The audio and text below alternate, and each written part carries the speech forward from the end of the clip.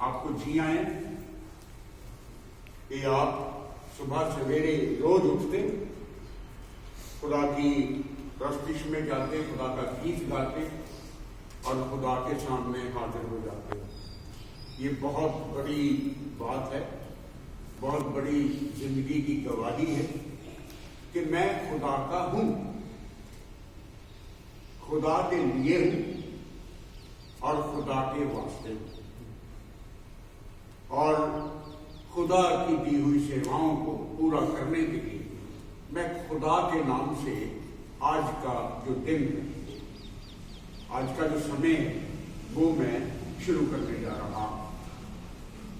आज का दिन कहते हैं कि खुदा ने बनाया और उस दिन को बना के खुदा ने आपको दे दिया है। अब ये आपका है, ये राज्य आपका है, ये परिवार आपका है, ये इंस्टीट्यूट आपका है, आपके हाथों में है। आपने अब इसे चलाना है, इसकी देखभाल करनी है, इसको सारी जरूरतों को पूरा करना है और इसमें आगे बढ़ना है।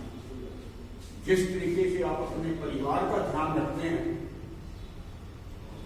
सुबह उठते हैं तो सारी चीजों को ध्यान से देखते हैं, दरवाजा खोलते हैं, रात को सोते समय दरवाजा बंद करते हैं ध्यान के साथ कि खुला ना रह जाए, कोई लाइट जलती ना रह जाए। मतलब खुदा ने एक परिवार आपको दिया है कि आप उस परिवार की और परिवार में रहने वालों का इंतजाम करें, उनकी देखभाल करें। तो खुदा ने हमें एक राज्य दिया हुआ है और उस राज्य को संभालना हमारे हाथ में। अगर आप संभाल लेंगे तो ठीक है, नहीं संभालेंगे तो हमारे हाथों से ये निकल जाएगा। फिर वो पंजाबी की कहावत है कि अब पछताए क्या होत जब चिड़ियां चुग गई। इससे पहले कि चिड़ियां खेत को चुग लें, हमें बाड़ा बांधना होगा, हमें त्यागना होगा, हमें अपने कर्तव्य, जो ड्यूटी, कर्तव्य, जो काम दिए गए हैं ना हमें, वो हमें पूरे करने। तो आज का कलाम मैं पढ़ने जा रहा हूं कि खुदा ने हमें एक ऐसा राज्य दिया हुआ है जो हिलने का नहीं है, उसे कोई हिला नहीं सकता। हमें बाहर वालों से उतना ज्यादा डर नहीं है जितना अंदर वालों से डर होता है। वो घर का भेदी घर का ढाए, घर का ही बंदा अपने लूप होल दूसरों को दे देता है और दूसरों को मजबूत कर देता है, वो हमारे खिलाफ खड़े हो जाते हैं। तो आज का कलाम मैं पढ़ने जा रहा हूं इब्रानियों की पत्री, उसका 12वां अध्याय, उसकी 28 आयत में लिखा गया है कि आप लोगों को एक मजबूत राज्य दिया गया है। आपका परिवार आपका राज्य है, आपका मोहल्ला आपका राज्य है, आपका शहर आपका राज्य है, आपका प्रांत आपका राज्य है, आपका ये इंस्टीट्यूट जो है जिसमें आप काम करते हैं वो एक राज्य है और आपको दिया जी। इब्रानियों 12:28। इस कारण हम इस राज्य को पाकर जो हिलने का नहीं, हमने एक राज्य दिया गया है और खुदा का कलाम कह रहा है, खुदा की वाणी कह रही है कि ये हिलने वाला नहीं है। हमें एक राज्य दिया गया है जो हिलने का नहीं है और आप आगे हो और भक्ति और भय से परमेश्वर की ऐसी आराधना करें जिससे वह प्रसन्न होता है। हाँ, तो एक जो जरूरी बात थी वो छूट गई है। लिखा हुआ है कि खुदा ने हमें एक ऐसा राज्य दिया है जो हिलने का नहीं है और इस अनुग्रह को अपने भक्तों से जाने न दे। लिखा है, छूट गया, वही तो पहले की बात थी। आज पढ़िए और लिखा हुआ है कि इस अनुग्रह को जो आपको दे दिया गया है, कहीं ऐसा ना हो कि वो छिन जाए। इसे अपने हाथों से जाने ना दे, इसे अपने हाथों से निकलने ना दे। पढ़ दीजिए। हाँ जी। इस कारण हम इस राज्य को पाकर जो हिलने का नहीं, कर्तव्य को अच्छा, ठीक है। और भक्ति और भय सहायक परमेश्वर की ऐसी आराधना करें जिससे वह प्रसन्न होता है, जिससे वो खुश हो जाता है, जिससे वो प्रसन्न हो जाता है। आगे लिखा हुआ है 13 बाब की 15वीं आयत में लिखा है, इसलिए स्तुति करो, परमेश्वर की महिमा करो, उसके लिए गीत गाओ। आओ हम मिलकर के एक नया गीत गाएं, आओ हम खुदावन के हुजूर चले। मैं खुश होया जब मैनू आखन लगे कि आओ यहोवा दे घर चलिए। लोग नगाड़ों के साथ तालियां बजाते हुए, नाचते गाते हुए खुदा के घरों में जाया करते थे। कहां गए वो दिन, कहां चला गया है वो समय। एक दूसरे के साथ मिल करके, एक दूसरे के साथ आराधना करते हुए और नाचते गाते हुए खुदा के हुजूर जाया करते थे। स्तुति करो, प्रशंसा करो, खुदा की महिमा करो और अपने इन होठों का फल जो है वो खुदा की नजर चढ़ाओ। सबसे जरूरी काम है कि आपका व्यक्तित्व जो है वो आपके होठों से जाहिर होता है। एक बहुत बड़ा इंसान है, खूबसूरत इंसान है, लंबा चौड़ा इंसान है, अच्छे कपड़े पहन करके खड़ा है, उसकी बोली बताती है कि वो कैसा इंसान है। आप उस आदमी के कपड़ों से उसका अंदाजा नहीं लगा सकते। जब वो बोलेगा, अपना मुख खोलेगा, अपने होठों को खोलेगा, तब पता चलेगा कि ये कैसा इंसान है, ये कैसी शक्तियों का मालिक है। बड़ी कहानी इब्रानियों 13:15। इसलिए हम उसके द्वारा स्तुति रूपी बलिदान अर्थात उन होठों का फल जो उसके नाम का अंगीकार करते हैं परमेश्वर को सर्वदा चढ़ाया करें। अपने होठों का बलिदान खुदा को चढ़ाया करें। खुदावन तेरी स्तुति, खुदावन तेरी महिमा, उसके बरखिलाफ नहीं, उसके लोगों के बरखिलाफ नहीं। आज मैं जाऊंगा तो जरा इसको पहले इसकी क्लास लेता हूं। आज जाऊंगा पहले इसको पूछूंगा। वैसे ऐसे शब्दों से वो नाराज हो जाता है। उसे खुश करना, खुशी के शब्दों के साथ, खुदाया तेरा भला हो, मैं इन बच्चों को देख पाया हूं, तेरा भला हो, तेरा शुक्र हो कि मैं आज की इबादत में आ सका हूं, तेरा धन्यवाद। मैं अपने लोगों में आ सका हूं, तेरा धन्यवाद। मैं अपने लोगों से मिल सका, तेरा धन्यवाद। मैं अपनी ड्यूटी पर आज आ गया हूं, तेरा धन्यवाद।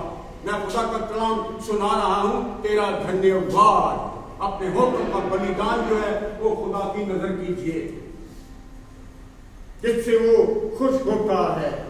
अच्छे काम करना, भलाई करना, सहायता करना ना भूलें, इससे वो खुश होता है। छोड़ दिया भलाई करना और उदारता दिखाना ना भूलो, क्योंकि परमेश्वर ऐसे बलिदानों से प्रसन्न होता है। ऐसी बातों से खुदा खुश होता है। जब आप एक दूसरे की प्रशंसा करते हैं, बहुत अच्छा है, बहुत खूबसूरत है, बहुत अच्छा बोलता है, बहुत अच्छा कलाम सुनाता है, बच्चों को पढ़ाता है, बहुत अच्छे तरीके से पढ़ा देता है, तो उस अच्छाई में खुदा अपनी अच्छाई आप में मिला देता है। जब कड़वा पानी होता है तो आप उसमें और पानी मिलाते जाएंगे तो वो कड़वा होता चला जाएगा, उसमें कभी मिठास नहीं रहता। जब आप मीठे में और मिलाते जाएंगे तो वो मीठा बनता चला जाएगा। तो खुदा आपके अच्छे कहे गए शब्दों में अपनी आशीष, अपनी बरकत जो है वो उंडेल देता है। इसलिए खुदा के सामने कभी बहाना ना करें, कभी खुदा के कलाम से दूर ना भागे, खुदा की हाजिरी में रहे, खुदा की स्तुति में रहे, खुदा के साथ रहे, खुदा को अपना अगुवा बना के चले। जब घर से निकले, खुदाया ये मेरा घर, ये मेरा परिवार अब तेरे हवाले, अब मैं चलता हूं, तेरे दिए हुए कामों में चलता हूं। खुदा रखवाली करेगा, मेरी रखवाली करना, मेरे साथ हो लेना। खुदा छोटे छोटे से शब्द हैं जिनका मतलब बहुत गहरा हो जाता है। मुझे जिक्र आता है,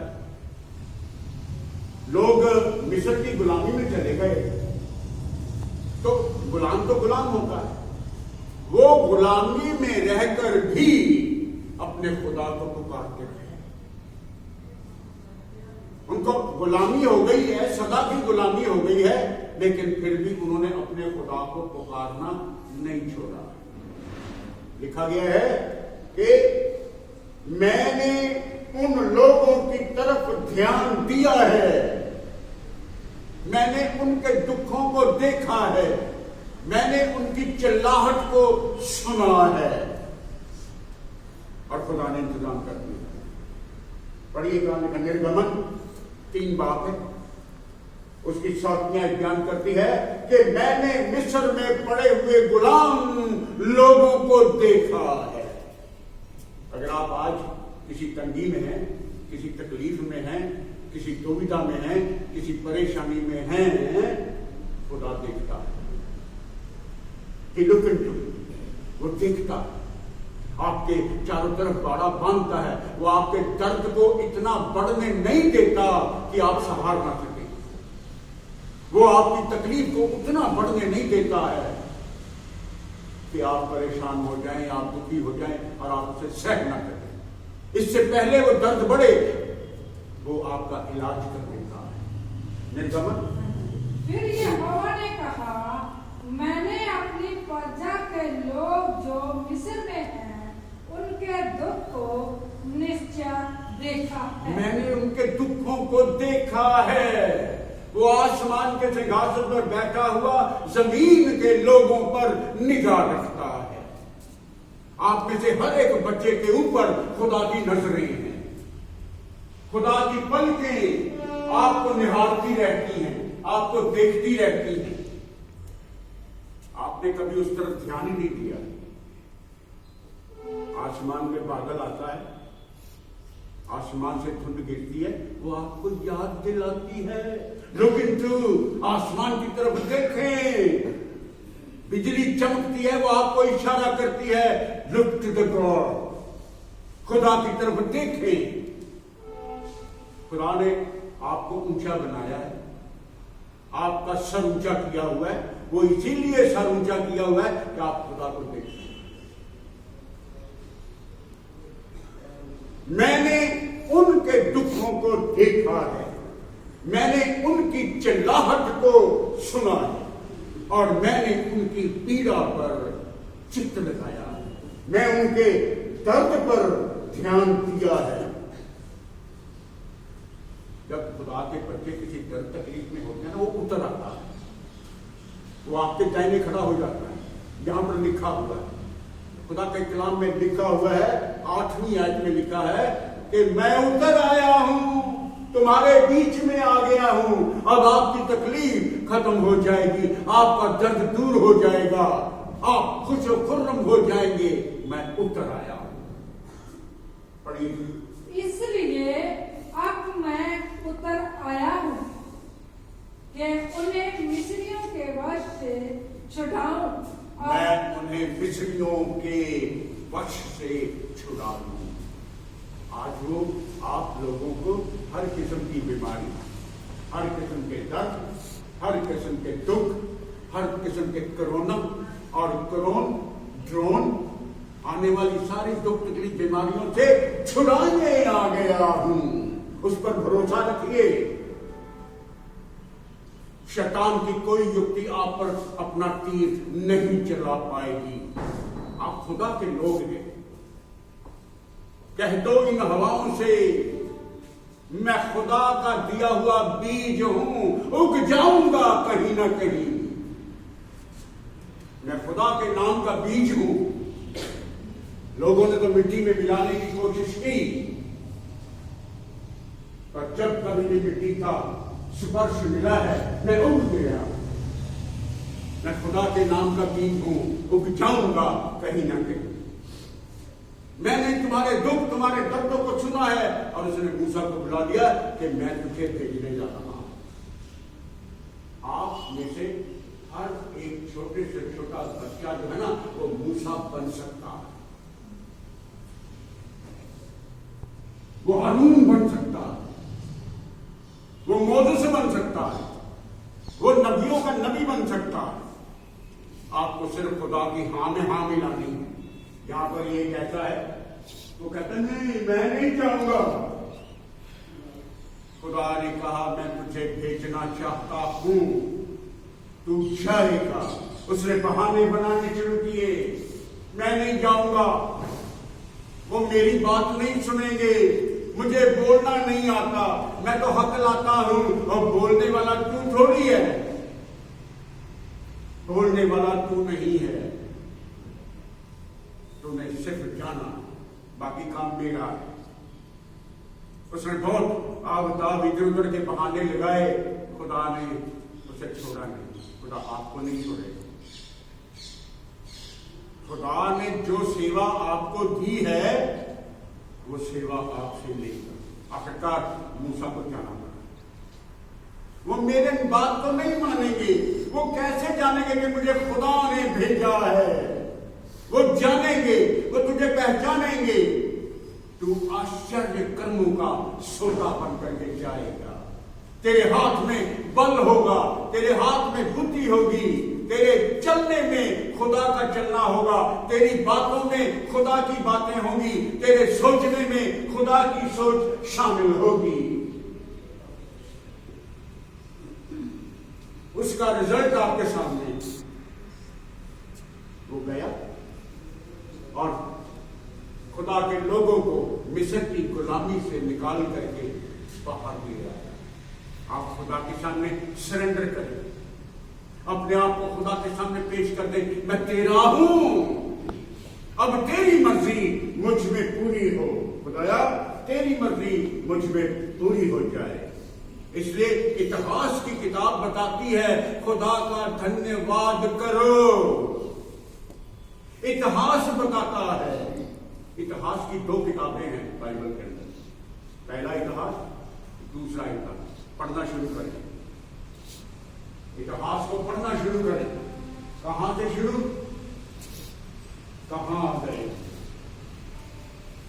आगे कहां जाना, कहां से चले थे, कहां पहुंचे हैं और कहां को जा रहे हैं।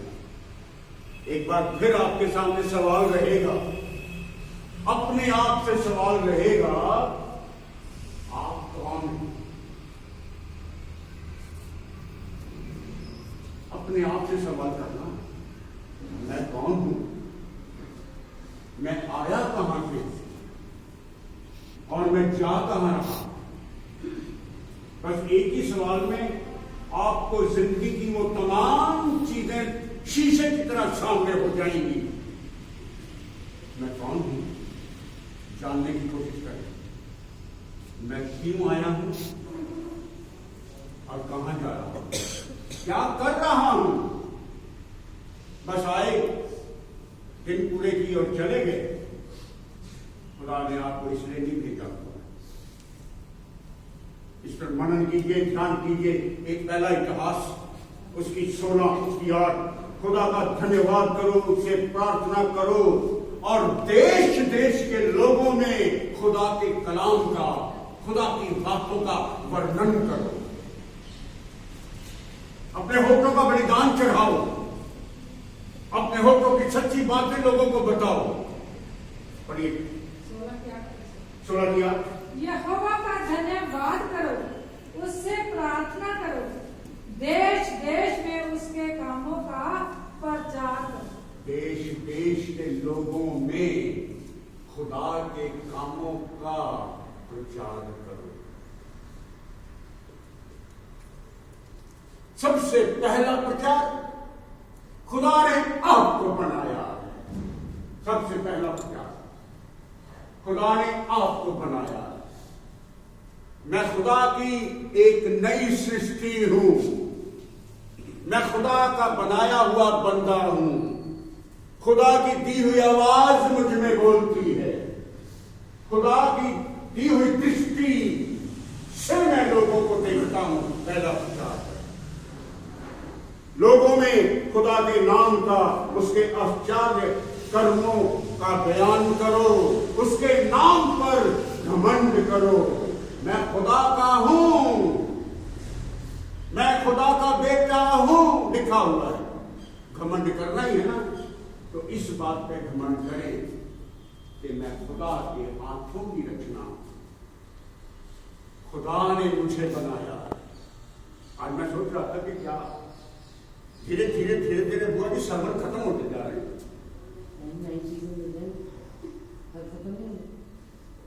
अब सोचता रहता हूं वक्त के लिहाज से। अब सोमवार से हम लोग उसके आश्चर्य कर्मों पर ध्यान देना शुरू करें। 1 महीना आश्चर्य कर्मों पर होगा। उसके बाद लेंट सीजन आ जाएगा, उपवास के दिन शुरू हो जाएंगे, फिर उन पे चलेगा। तो ये चलता ही, ये चलता है। मेरा दिमाग इंसानी दिमाग है। मैं सोचता हूं कभी क्या बयान करूंगा, और जब बोल देने लगता है तो पता नहीं क्या पूछने लगता है। वो कहता है अगर घमंडी करना है तो खुदा के नाम पर करो। मैं खुदा का बनाया हुआ एक नया बंदा हूं। पढ़िए लिखा 10वीं का पहला हिस्सा।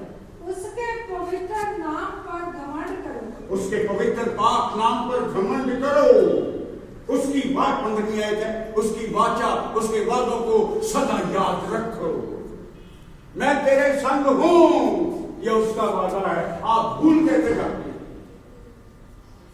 क्यों सही लिखा है कुरान में, मैं तेरे अंग संग हूं, तो हम भूल क्यों जाते हैं? मैं तुझे कभी नहीं छोड़ूंगा, हम भूल जाते हैं।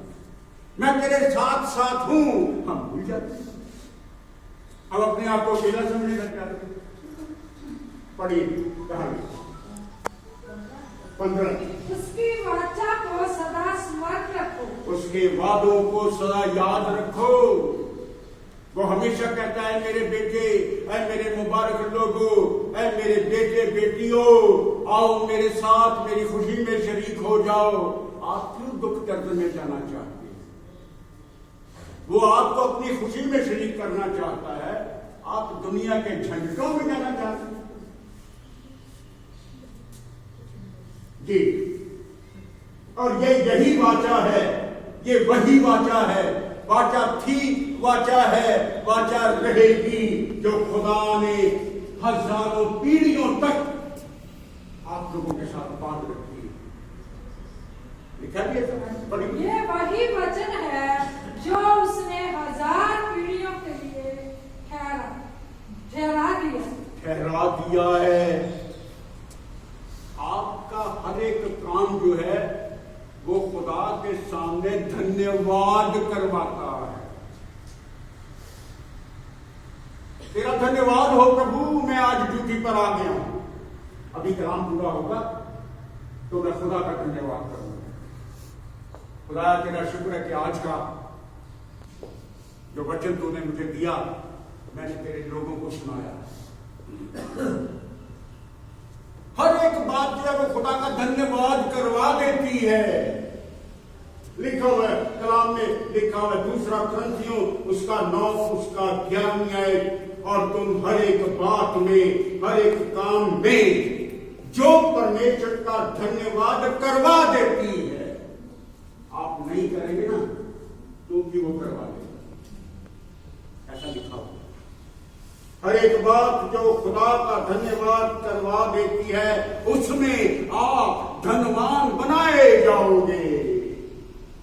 जितना आप धन्यवाद करते जाएंगे उतने धनवान होते जाएंगे। मैं कहता हूं, खुदा का सेवक होता हुआ आपसे कहता हूं, जितना धन्यवाद की शुक्रगुजारी आपके मुख से निकलेगी ना, आप उतने ही राइचस, उतने ही रिच, उतने ही धनवान होते जाओगे। मैं नहीं कह रहा, खुदा का कलाम कह रहा। कभी वक्त था लोगों के पास साइकिल नहीं थी, लोग पैदल हॉस्टल में आया करते थे। आज तकरीबन सबके पास कारें, सबके पास मोटरसाइकिल, स्कूटर। साइकिल नजर नहीं आती। आप दिन ब दिन धनवान होते चले जाओगे। आपकी नेक कमाई में इजाफा होता चला जाएगा।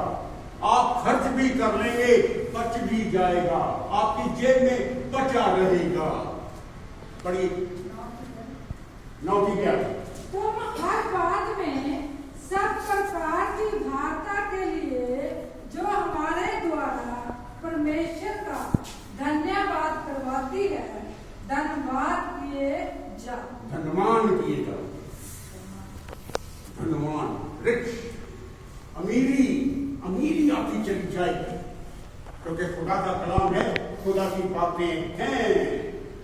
क्योंकि जो काम, जो सेवा आप करते हो, उससे आपकी कमियां ही पूरी नहीं होती, बल्कि लोगों की तरफ से खुदा का धन्यवाद भी होता है।